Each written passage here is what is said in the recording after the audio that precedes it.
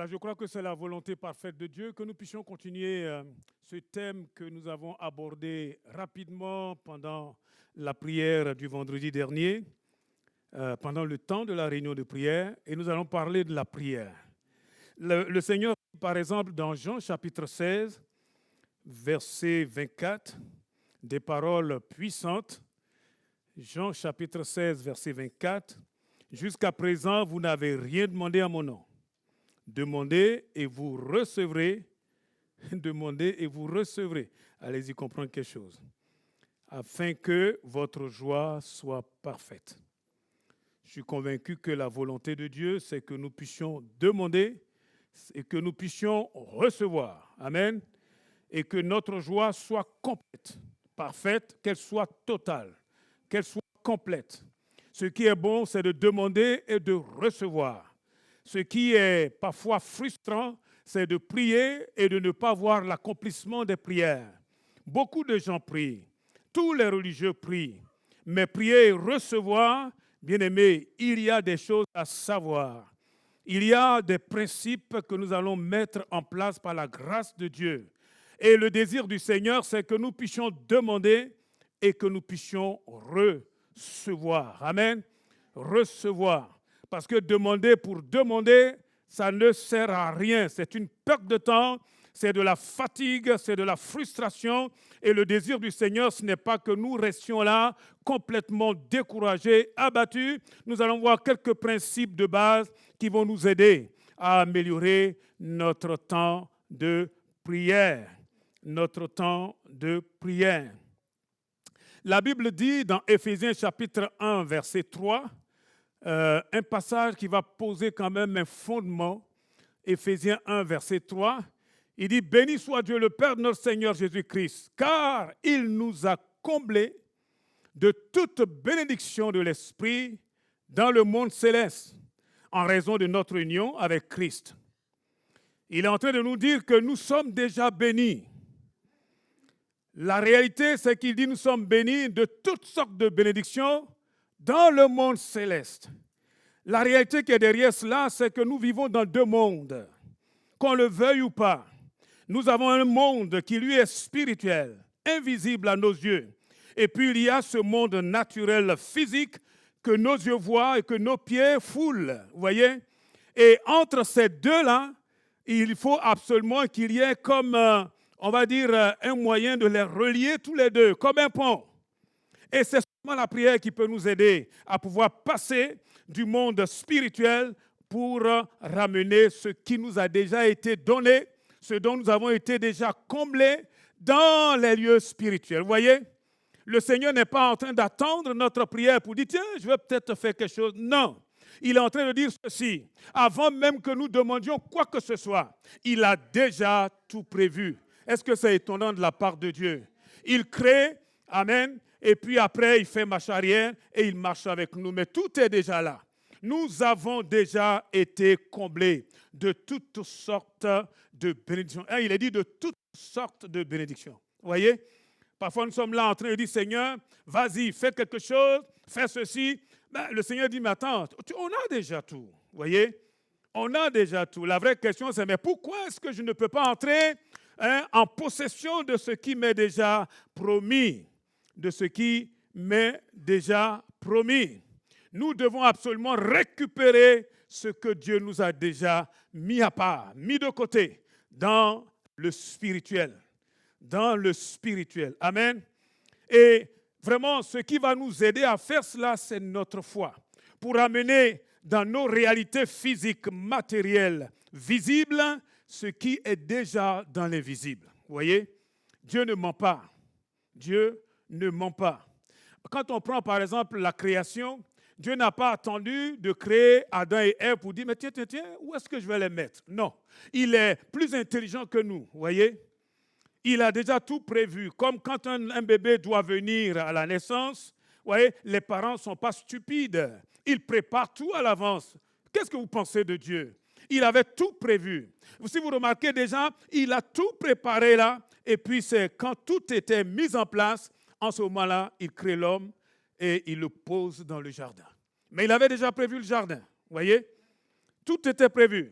L'homme ne venait pas en disant, ah tiens, mais au fait, mais j'ai faim, j'ai oublié de lui faire à manger, j'ai soif. Non, non, non, Dieu n'est pas surpris.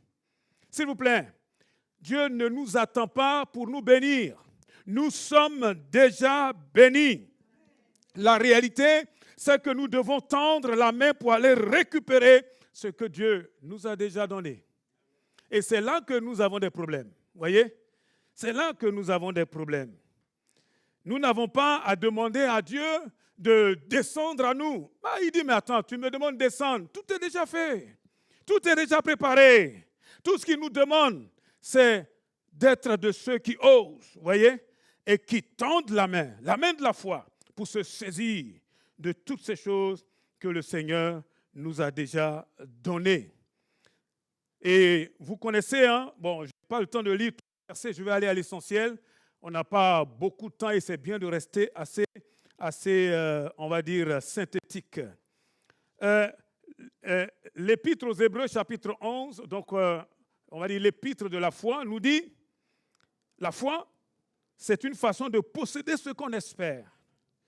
C'est un moyen d'être sûr des réalités qu'on ne voit pas. Hébreux 11, verset 1. C'est un moyen de posséder. Posséder, ça veut dire de les avoir physiquement. Vous voyez? De les récupérer. De récupérer quoi? Mais ce qu'on espère. Vous voyez? Ce qu'on espère.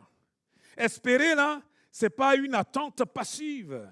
Espérer ici, c'est une attente qui est très dynamique, qui est très positive. Amen. Une attente où on est là et on bouge. Oh, gloire à Dieu. Une façon de posséder ce qu'on espère et un moyen d'être sûr des réalités qu'on ne voit pas. Paul continue en disant dans 2 Corinthiens 3, 2 Corinthiens chapitre 3, je lirai seulement à partir du verset 18, il dit « Et nous tous, qui le visage découvert, contemplons comme dans un miroir la gloire du Seigneur, nous sommes transformés en son image, dans une gloire dont l'éclat ne cesse de grandir. C'est là l'œuvre du Seigneur, c'est-à-dire de l'Esprit. De l'Esprit. Vous voyez, il faut que nous puissions regarder dans la parole de Dieu comme un miroir. Vous voyez, comme dans un miroir. Et nous sommes transformés. Nous sommes transformés quand nous regardons. Regarder, ça veut dire quoi? Regarder, ça veut dire ici simplement se voir déjà en possession des choses que Dieu a déjà prévues pour nous. Se voir déjà en possession de ce que Dieu a déjà prévu pour nous. Je vous dis quelque chose. Vous ne pourrez jamais aller au-delà de ce que vous pensez, de l'image que vous avez de vous-même à l'intérieur de vous. Vous ne pourrez jamais aller au-delà de cela. Vous ne pourrez pas. Amen. Moi qui suis devant vous, là, on m'a brisé. On m'a traité de tout ce que vous ne pouvez même pas imaginer. Et pour pouvoir aller de l'avant, il va falloir que je change. Vous voyez, dans ma façon de regarder dans le miroir, je change ma perception. Vous voyez, de me voir, non pas comme moi, comme les gens me voient. Vous voyez, comme les gens disent que je suis. Ou bien même peut-être comment moi-même je me sens à force d'entendre des choses qui nous rabaissent. Vous voyez, on perd notre identité. Mais là, je dois me voir comme Dieu me voit. Vous voyez, imaginez là, je suis en train de chercher du travail. Je suis enfant de Dieu, je suis diplômé, et vraiment il ne manque plus qu'à aller chercher du travail. Je cherche partout, c'est comme si toutes les portes sont fermées et je peux me dire, ok, de toute façon je ne vais jamais y arriver. Voilà, tout est foutu. Nous sommes là dans un temps difficile, vous voyez, et je commence à voir les choses comme cela. Je n'irai jamais au-delà de cela. Jamais au-delà de cela. Amen. Pour que je puisse avancer, il va falloir que je rectifie ma façon de voir les choses que Dieu a déjà prévues pour moi. Amen. Amen. Nous avons parlé de miroir. C'est une façon de concevoir vraiment à l'intérieur de nous déjà. Déjà. Si tu es malade et que tu es en train d'attendre une guérison, tant que tu ne te verras pas guéri, excuse-moi, tu ne vas jamais y arriver. On peut prier pour toi, on peut faire tout ce qu'on veut, mais si toi, là, tu te dis non, c'est impossible, jamais je vais pouvoir y arriver. Et tu ne vas jamais y arriver. On peut parler tout ce qu'on a dit ici, là, au niveau de la louange, mais en toi-même, là, tu es convaincu que tu es plutôt convaincu de l'ancienne image que tu avais de toi, que les gens t'ont donnée. Vous voyez? Paul dit, nous avons le visage découvert, il n'y a plus de voile. Et comme dans un miroir, nous contemplons la gloire du Seigneur. Et nous sommes transformés en quelle image? Non pas l'image du monde, non pas l'image de ce que les gens veulent mettre sur nous, mais en l'image, en son image, en l'image du Seigneur. Et qui fait cela? Le Saint-Esprit. C'est le Saint-Esprit qui fait cela. Amen. Alléluia. Ah, bien-aimés, nous devons nous voir en possession des choses que nous sommes en train de demander. Eh oui, avoir une réalité juste, réelle et réaliste de ce que Dieu a fait pour nous. Amen. De ce que Dieu a fait pour nous. Regardez, Dieu peut te pardonner, mais toi-même là, tu peux vivre dans la condamnation toute ta vie. Ou bien tu peux accepter de dire, le Seigneur m'a pardonné, je suis libre. Amen. Ce n'est pas seulement des chants, ça devient une réalité pour toi. Mais pour faire ça, il faut que tu changes la cassette, il faut que tu changes le logiciel qui est à l'intérieur et qui, lui, nous tire vers le bas. Vous voyez, quand nous sommes en train de méditer, qu'est-ce que nous faisons? Quand nous sommes en train de lire la parole de Dieu et que nous méditons, la Bible dit, par ces meurtrissures, vous avez été guéris. 1 Pierre 2, 24, par exemple. Il dit, vous avez déjà été guéris. Moi, je suis là, je sens que ça ne va pas, je sens qu'en moi, il y a encore une infirmité. Qu'est-ce que je fais? Vous voyez? Tant que tu ne te verras pas guéri, tant que tu ne te verras pas en train de sautiller, tant que tu ne te verras pas en pleine sautée, excuse-moi, tu ne pourras pas aller beaucoup plus loin. Ce que Dieu veut, c'est que nous soyons des vainqueurs. Amen. Il n'a pas créé une église qui rassemble des mauviettes, qui rassemble des incapables, des gens qui sont là et qui sont là en train de déprimer. Nous étions déprimés avant. Mais aujourd'hui, là, celui qui vit en nous, bien-aimé, il voudrait que nous puissions relever la tête. Amen. Et pouvoir avancer envers et contre tout. Alléluia. Parce qu'il a déjà prévu qu'il nous a comblés de toutes sortes de bénédictions. Vous vous imaginez? Pour notre corps, pour notre âme, pour notre esprit, croyez ce que vous voulez. Mais Dieu, là, il a déjà fait sa part. Alléluia. Oh, bien-aimés, nous pouvons vraiment demander, recevoir et être vraiment comblés. Oh, merci Seigneur. Merci Seigneur. Mais laisse-moi te dire, tant que tu seras là fixé sur on va dire, les parties négatives, les symptômes, tu seras toujours en train de calculer, comme on appelle ça, enfin, tout ce qui t'intéresse, c'est ce qu'on dit dans l'actualité. Hein. Tout ce qu'on te dit, c'est les rapports des spécialistes. Si c'est ça seulement que tu regardes, tu vas être déprimé. Tu vas être déprimé. Tu vas vivre, même en tant qu'enfant de Dieu. Hein, nous risquons de vivre une vie en deçà. Et excusez-nous, comment ça, la médecine fait ce qu'elle peut. Quand elle dit qu'il y a quelque chose qui ne va pas, là, il y a quelque chose qui ne va pas. Mais pas parce qu'on nous a dit qu'il y a quelque chose qui ne va pas, que ça veut dire que nous allons rester tout le temps dedans. Vous voyez ce que je veux dire? C'est bon qu'ils attestent qu'il y a quelque chose qui ne va pas. Parce que c'est en ce moment-là que nous devons apprendre à changer notre logiciel.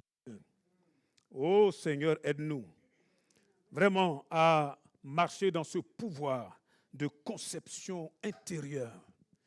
Ça là, c'est individuel. Ça là, un papa, une maman ne peut pas donner ça à ses enfants. Vous voyez?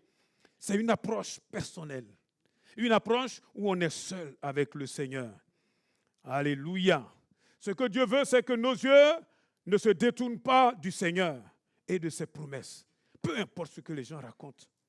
Peu importe. Peu importe. Nous n'avons pas idée de tout ce que le Seigneur a prévu pour nous. Croyez-moi. Nous sommes là en train de dire, ah oui, ça ne va pas. Oui, ça ne va pas pour l'instant parce que nous regardons qu'à nous. Nous regardons qu'à nos échecs. Nous regardons en gros à ce que nous n'avons pas pu faire. Ou bien que nous avons fait et qui n'a pas marché. Voyez?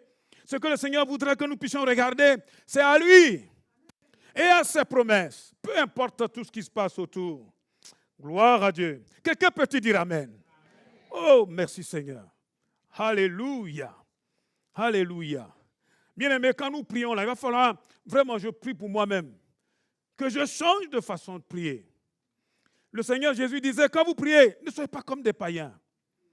Ils sont là à multiplier des paroles, à rabâcher des tas de paroles, dit Matthieu 6, verset 7.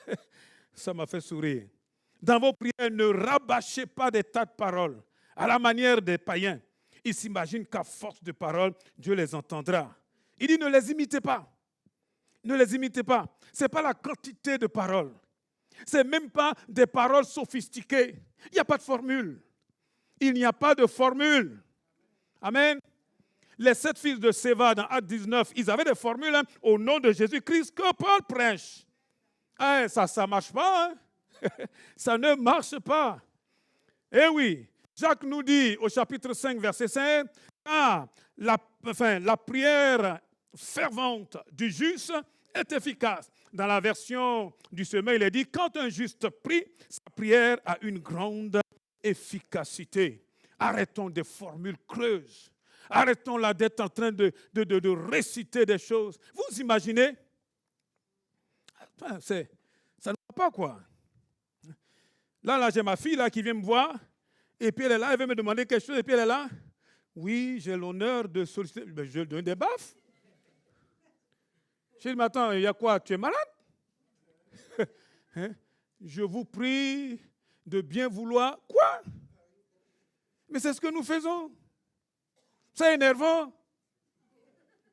Tout ça pour me dire qu'elle m'aime. Hé, papa, elle saute à mon cou, ça suffit. Ou bien? Et nous sommes là, oui, Seigneur, mon cher. Et parfois même nous sommes là et nous répétons et puis nous dormons, piquons un peu de nez. Et il faut arrêter. Ça, ce sont des paroles creuses, inutiles.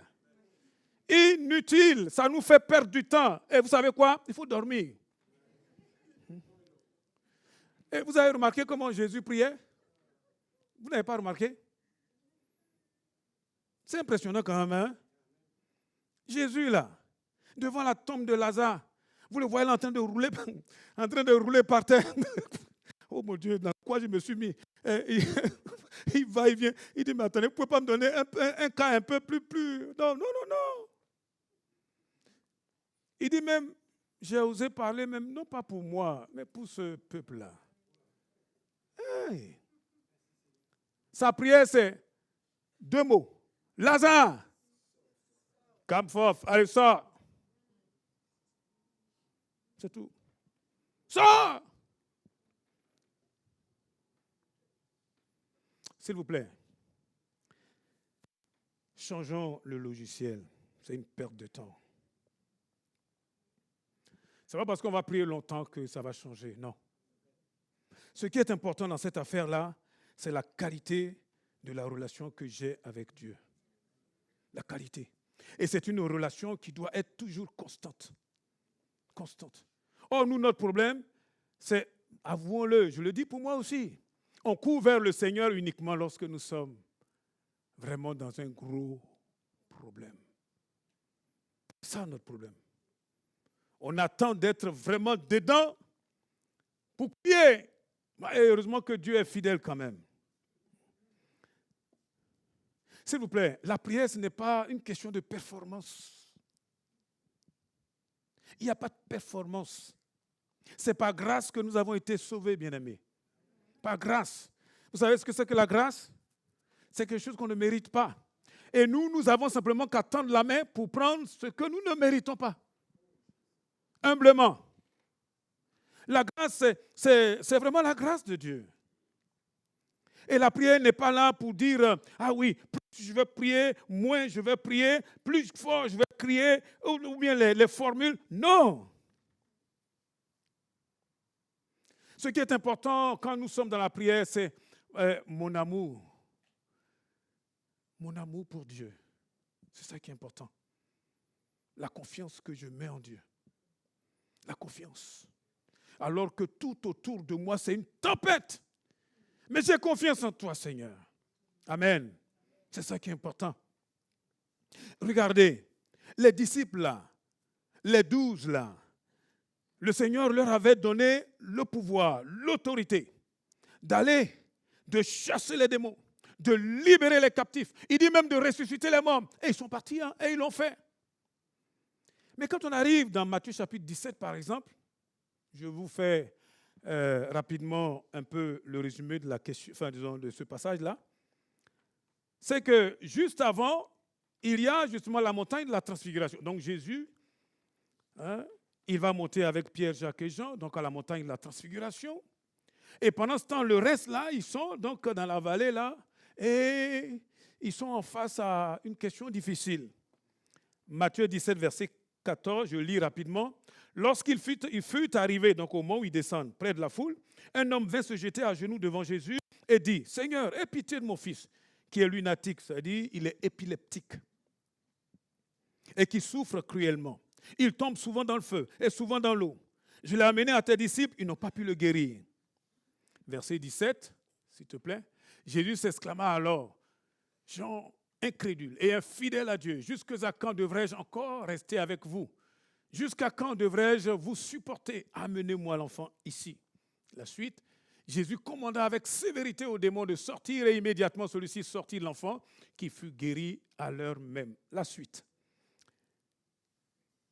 Alors les disciples, ils prirent Jésus à part et le questionnaient. Mais pourquoi n'avons-nous pas réussi à chasser ce démon? Et tu nous as déjà donné l'autorité, le pouvoir, on chasse des démons. Pourquoi là, on ne peut pas? La suite, parce que vous n'avez que peu de foi. Dans la version Louis II, tout simplement, il est dit, c'est à cause de votre incrédulité. Oh Seigneur, aide-moi à comprendre cette parole-là.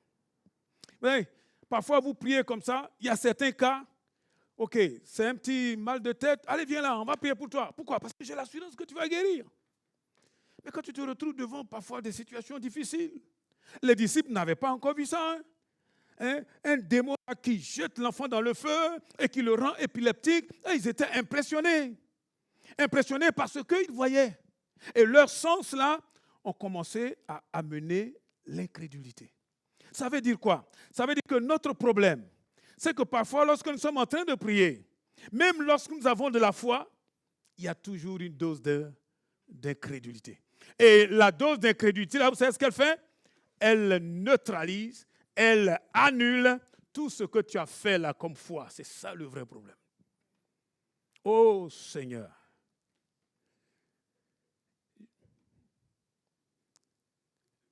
Ils ont vu cela, ils étaient complètement impressionnés.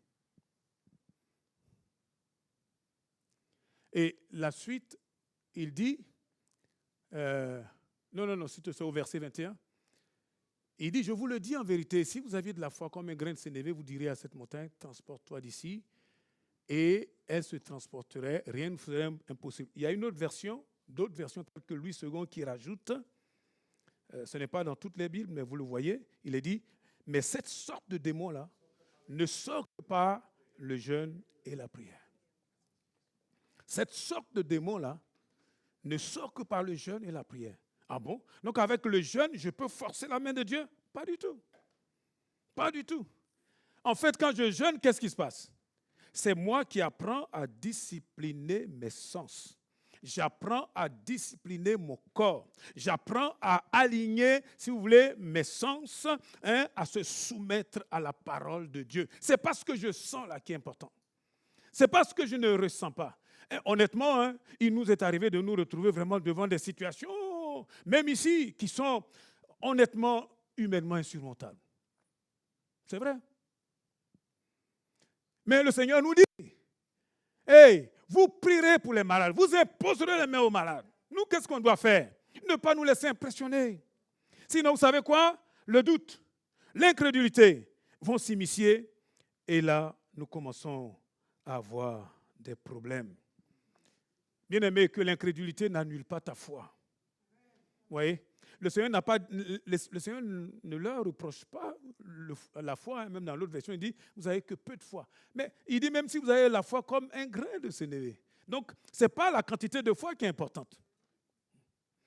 Souvent, lorsque nous prions, nous disons, Seigneur, moi aussi, ça m'arrive de le prier comme ça, Seigneur, augmente ma foi. Ce n'est pas comme ça que je dois prier. Je dois prier en disant, Seigneur, aide-moi à neutraliser toute incrédulité en moi. Amen. Toute incrédulité, tout ce qui fait que je panique. Tout ce qui fait qu'à un moment donné, je commence à chanceler et que je n'ai plus les regards sur toi. Un peu comme Pierre, qui est sorti de la barque. Et tant qu'il avait les yeux sur Jésus, qui lui disait, viens, il marchait sur l'eau. Mais oui, c'est ça notre problème. Le vent a commencé à souffler. Il a une vague là qui bouge de gauche à droite avec les bruits là. Et tout à coup, il a perdu le regard, le contact avec Dieu. Et c'est en ce moment-là qu'il s'est mis à sombrer. Pourquoi il s'est mis à sombrer? Mais parce que à côté de cette foi qu'il a montré quand même, il est quand même sorti de la barque. Mais tout à coup, il y a le doute qui s'est mis dedans. Bien-aimé, notre vrai problème, ce n'est pas un manque de foi, c'est un problème d'incrédulité. Un problème d'incrédulité. Si nous voulons voir Dieu faire des choses, bien-aimés, ne nous laissons pas impressionner. Ne nous laissons pas impressionner. Tu cherches une alternance, tu ne l'as pas. Il faut pas te laisser impressionner. Moi, je vous ai toujours raconté, je ne vais pas prendre du temps, vous le connaissez mon histoire, quand je cherchais du travail, et la personne là que j'ai vue là, alors que j'étais, allez, je vais parler comme les jeunes dans le... Bon, allez, je vais parler sérieusement. J'étais vraiment, j'avais été dans le besoin le plus total. Et là, je vois là, quelqu'un qui peut répondre à mon besoin. Elle commence à me dire, ah oui, mais bon, je vous ai fait venir, mais je ne peux pas. Je dis, comment ça, vous ne pouvez pas? Vous m'avez fait venir parce que je réponds justement au profil. Vous allez me prendre. Vous allez me prendre. Le gars était surpris. Je suis sûr qu'il m'a pris parce que j'ai semé en lui déjà même la parole. Amen. Oh, que le Seigneur nous aide. Le vrai problème, c'est que tout ça, ça sort de notre cœur. Pour cela que Proverbe 4, 23 dit, veille sur ton cœur, plus que sur toute autre chose. Car c'est de lui que sortent, il y a une version qui dit, jaillissent les sources de la vie. Veille sur ton cœur, c'est à l'intérieur là. En fait, le diable, il ne se presse pas. Quand tu es en train de prier, comme on est ici là, en train de proclamer là, il n'y a pas de problème, je t'attends après. Quand tu as fini de proclamer là, il dit, mais regarde, il y a encore ça, il y a encore ci. Et là, le doute commence à s'installer. Et tout ce que tu as acquis pendant ce temps de louange, qui était magnifique, une fois que le doute et l'incrédulité rentrent là, tu perds tout. Oh, que Dieu nous aide à ne pas perdre. Amen.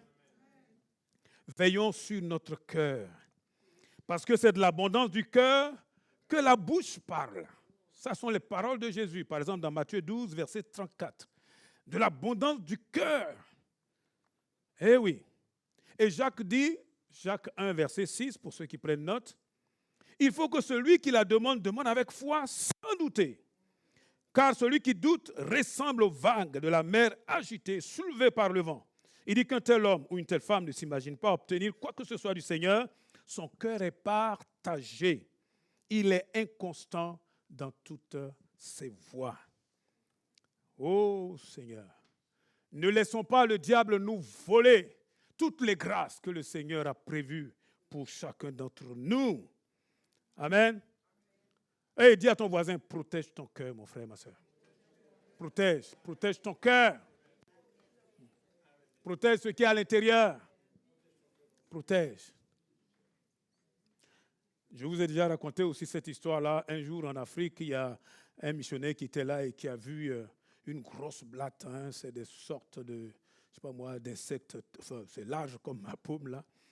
Et il voyait comme ça 2 ou 3 petits insectes là qui étaient en train de le traîner rapidement. Il dit, quand je vois le volume de ce truc-là, quand je vois 2 ou 3 petites fourmis qui sont en train de traîner ça, il dit, mais c'est curieux ça. Et ils vont à une vitesse. Il les a suivis, il a pris son stylo et il a retourné la blatte et puis il a compris. Vous savez ce qu'ils ont fait? Les fourmis avaient déjà rongé l'intérieur. Ce qu'ils voyaient là en train de traîner là, c'était que la carapace. Le diable là, c'est à l'intérieur qui commence. C'est à l'intérieur. Quand toi, tu es en train de crier « Amen, Alléluia, j'ai la vie, je suis vainqueur, je suis libre », il dit « D'accord, ok, je t'attends. » Et je t'attends. Vous voyez? Et à l'intérieur, il commence à envoyer des pensées insidieuses. Tout à coup, tout ce que tu as appris là, aujourd'hui par exemple, mais la foi vient tout neutraliser. Le diable utilise les symptômes. Il utilise les mauvaises nouvelles pour créer l'incrédulité. Il utilise tes échecs.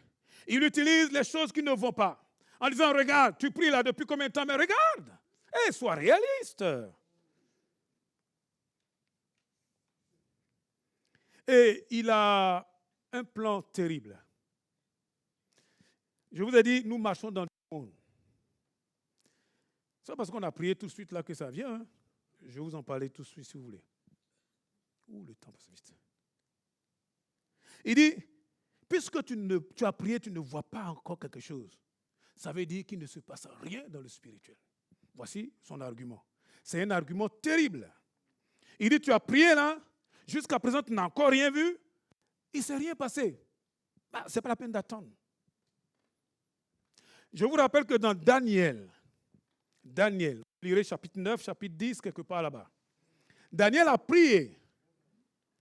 Et le Seigneur va lui dire, dès que la parole est sortie de ta bouche là, moi j'avais déjà donné la solution. Hein? Donc, dès que nous commençons à prier là, déjà Dieu a exaucé. Je vous dis, tout est déjà fait dans le ciel. Mais il dit, l'ange qui devait t'envoyer justement la réponse là, il a été intercepté par des démons. Il y a eu des combats. Imaginez là, si Daniel s'était arrêté, s'il s'était découragé, il a continué à prier. Il y en a qui disent, moi je vais faire le jeûne de Daniel. Tu ne sais pas ce que c'est que le jeûne de Daniel, hein? Daniel, il n'est pas parti en disant, je vais jeûner 21 jours. Non. C'est parce qu'en priant là, il voyait que ça ne venait pas et il persévérait. Et puis après, il y a l'ange qui vient lui dire, mais déjà, quand tu as prié là, c'était déjà fait. Alors ne te décourage pas. Amen. Même si nos yeux ne voient pas, ne te décourage pas. Dis à ton voisin, à ta voisine là, ne te décourage pas, mon ami.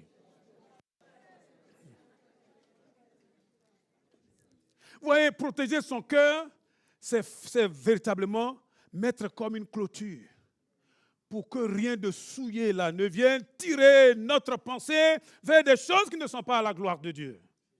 Protège ton cœur de toutes les paroles malsaines, ces paroles terribles là. Et croyez-moi, j'ai entendu des paroles. Hein? Eh oui. Je suis mort et ressuscité, je ne sais plus combien de fois. Eh oui.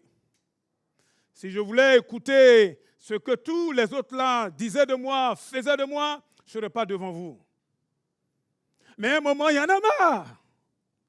Et nous aussi, on veut vivre. Amen. Dieu nous a appelés là, il nous a comblés de toutes sortes de bénédictions. Quelqu'un peut-il dire Amen? Yes. Alléluia. Oh, gloire à Dieu. Peu importe ce que je ressens ou je ne ressens pas, la parole de Dieu est plus réelle que ce que mes sens peuvent me renvoyer. Et le vrai problème, c'est que parfois c'est notre bouche même qui nous enterre. Ta bouche là, c'est... Hey, voisin, ta bouche là aussi. Hein. Comme disait quelqu'un, ma bouche, oui, bien sûr. Parfois, il vaut mieux fermer sa bouche. Vous vous rendez compte, on vient de prier là, on vient de chanter le louange du Seigneur, on est content, waouh, la vie de Dieu. On a comme l'impression qu'on vole, on plane, on est dans le ciel, quoi. Waouh. Et puis on sort là, 5 minutes après, notre bouche commence à dire,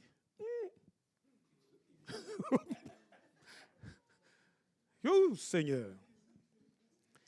Paul dit dans Romains 10, c'est en croyant du cœur qu'on parvient à la justice, mais c'est en confessant de la bouche qu'on parvient au salut. Dans le mot sotéria, dans le mot salut là, il est aussi effectivement le salut de l'âme, mais aussi la guérison du corps, la bénédiction de Dieu.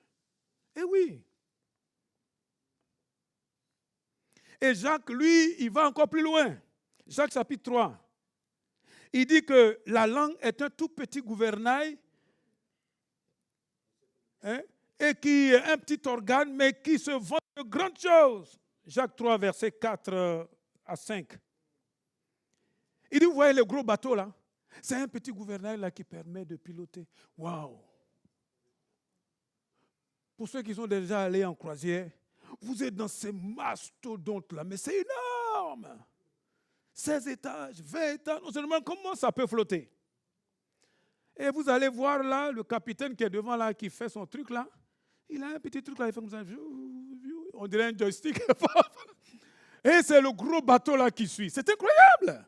Il dit, il en va de même de ta bouche, de ta langue. C'est ta langue qui dirige finalement ta vie. Ta vie. Et on l'a déjà dit ici, Proverbe 18, verset 21. La mort et la vie sont au pouvoir de ma propre langue, de ma propre bouche.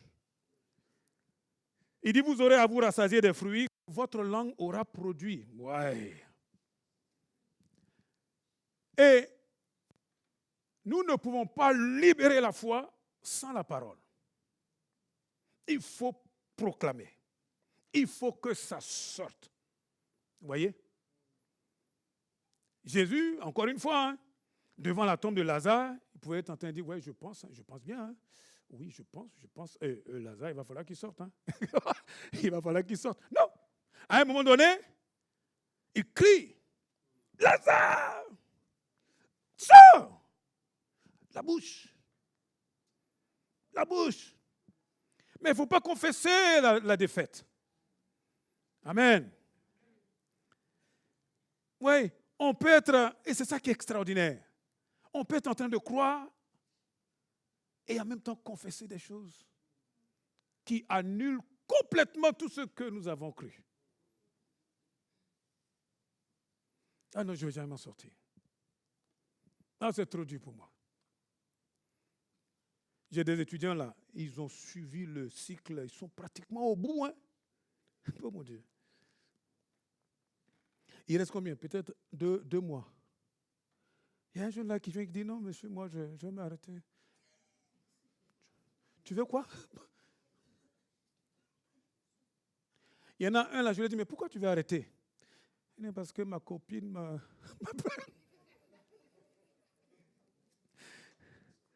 Oh mon Dieu, qu'est-ce qu'on a aujourd'hui? Hey. Sa copine lui a dit d'arrêter. Il est à 2 mois de terminer hein, tout ce qu'il a fait de toute sa scolarité depuis qu'il va à l'école. Là. Il y a la copine qui dit non, qu'à arrêter. Seigneur. Ta bouche, le gouvernail de toute ta vie. Ta bouche, ce qui sort de ta bouche là. Et on est là comme ça.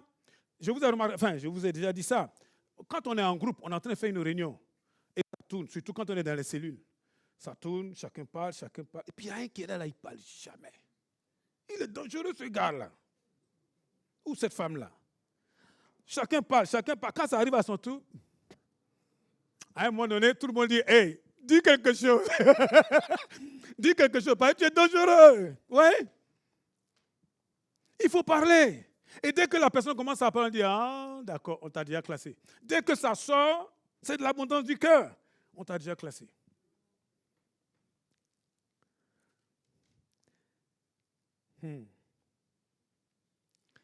On peut être dans la tempête la plus terrible. On peut être même dans des moments difficiles. Ce qui est important, ce n'est pas la tempête, mais c'est ce que nous disons de la tempête. Encore une fois, hein, je suis en train de parler comme ça donne l'impression de il faut qu'on, il y a qu'à. Non, ce n'est pas ça.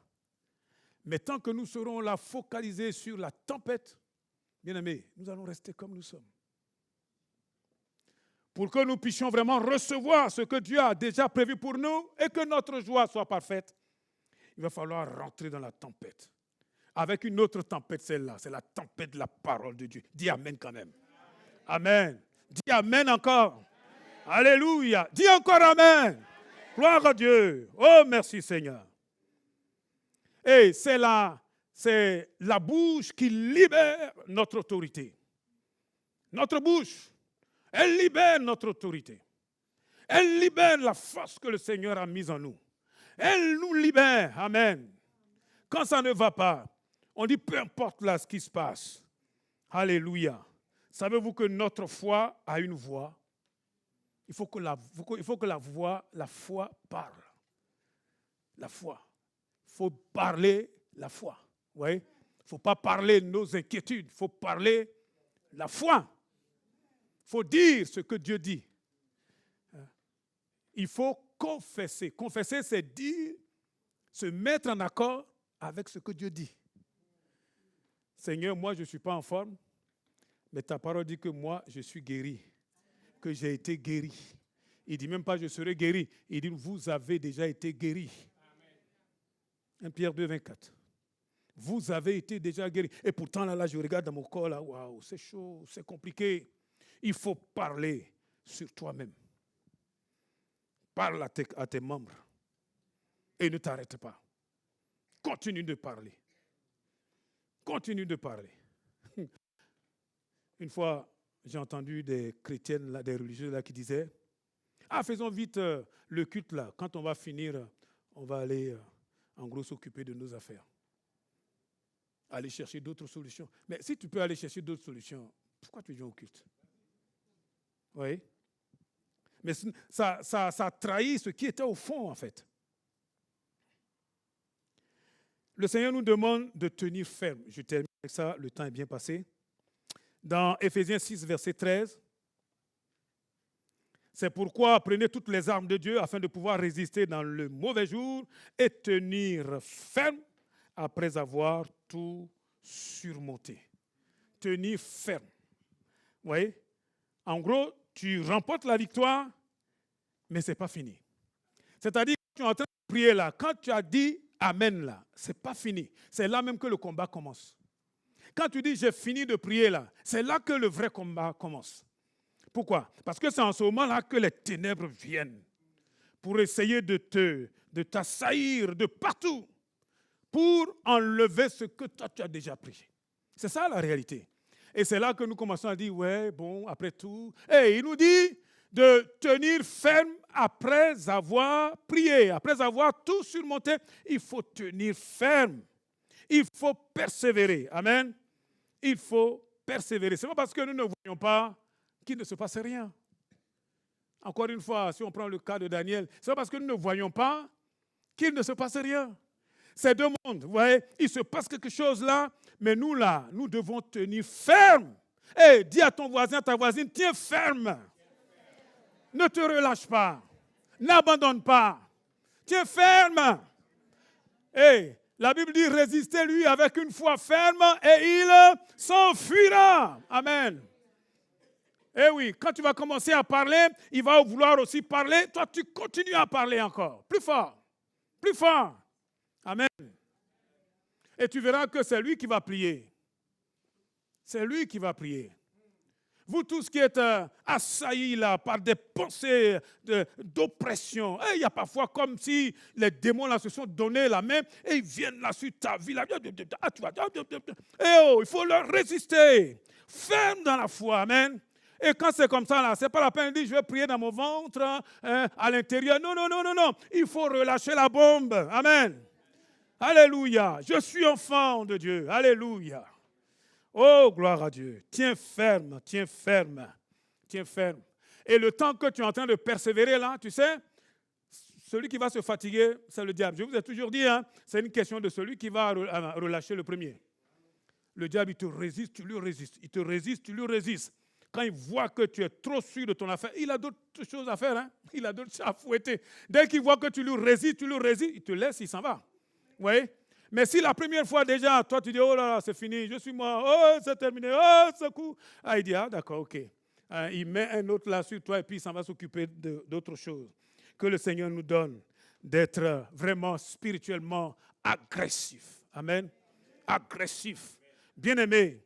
Et il va falloir qu'on pénètre dans le camp là de l'ennemi pour arracher. Quelqu'un peut-il dire amen avec moi? Arracher. Amen. Arracher. Il y en a marre. Il y en a marre. Il y en a marre de voir comment là, il triomphe nos vies, la vie de nos jeunes, de nos enfants, et même des couples là. Regardez tout ce qu'il est en train de faire. Et il n'a aucun droit. Nous devons lui dire stop, il y en a marre. Amen. Est-ce que vous êtes avec moi?